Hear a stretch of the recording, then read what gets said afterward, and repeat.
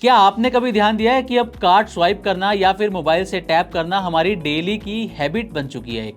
जरा सोचिए, पिछले महीने यानी कि जुलाई में लोगों ने अपने क्रेडिट कार्ड से इतना खर्च कर दिया कि उसने एक नया रिकॉर्ड ही बना डाला। सिर्फ एक महीने में 1.93 लाख करोड़ रुपए क्रेडिट कार्ड से खर्च किए गए। चाहे मॉल में शॉपिंग करनी हो, कैफे में बिल पे करना हो या ऑनलाइन सेल का फायदा उठाना हो, हर जगह क्रेडिट कार्ड ही चलता हुआ नजर आ रहा है। और सिर्फ इतना ही नहीं, इस दौरान लाखों नए क्रेडिट कार्ड्स भी जारी किए गए। मतलब अब लोग धीरे धीरे बाय नाउ पे लेटर की आदत में ढल रहे हैं। और तो और यूपीआई ट्रांजैक्शन भी रिकॉर्ड तोड़ते जा रहे हैं और कैश लेन देन समय के साथ पीछे छूटता जा रहा है। इन दिनों लोग अपने हर खर्चे के लिए डेबिट कार्ड का खूब इस्तेमाल करते हैं। हाल ही में आए आरबीआई के लेटेस्ट डेटा के अनुसार जुलाई 2025 यानी कि पिछले महीने क्रेडिट कार्ड खर्च अपने ऑल टाइम हाई पर पहुंच गया। इस साल जुलाई के महीने में ये आंकड़ा 1.93 लाख करोड़ रुपए पर पहुंचता हुआ नजर आया, जो पिछले महीने से 6% और पिछले साल से करीब 12% ज्यादा है। रिजर्व बैंक ऑफ इंडिया का कहना है कि जून 2025 में ये 1.83 लाख करोड़ रुपए था और जुलाई 2024 में ये 1.72 लाख करोड़ था।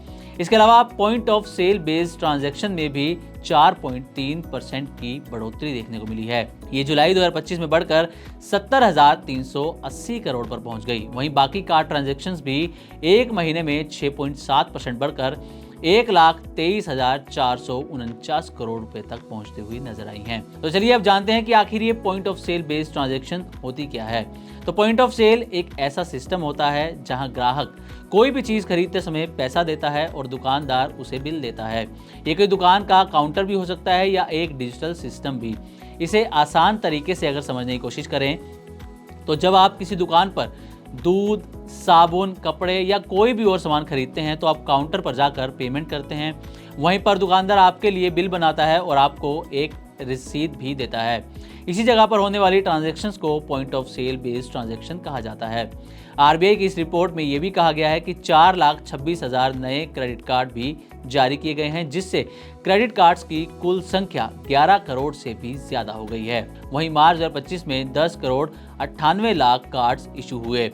अब बात करते हैं डेबिट कार्ड्स की। जुलाई 2025 में करीब 101 करोड़ डेबिट कार्ड्स रहे।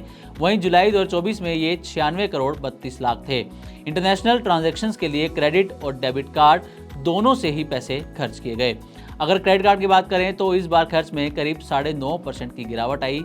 जुलाई 2025 में ये 7,467 करोड़ रुपए रहा। वहीं जून 2025 में ये जो नंबर था वो 8,251 करोड़ था। वहीं डेबिट कार्ड से खर्च थोड़ा बढ़ा है।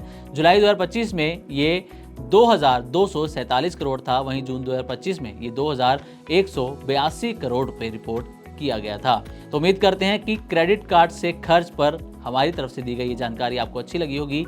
इसी तरह की और भी वीडियोस के लिए देखते रहें मनी9 और सब्सक्राइब करें हमारा चैनल। साथ ही बिजनेस और पर्सनल फाइनेंस से जुड़ी तमाम खबरों को आप हमारी वेबसाइट money9live.com पर भी पढ़ सकते हैं।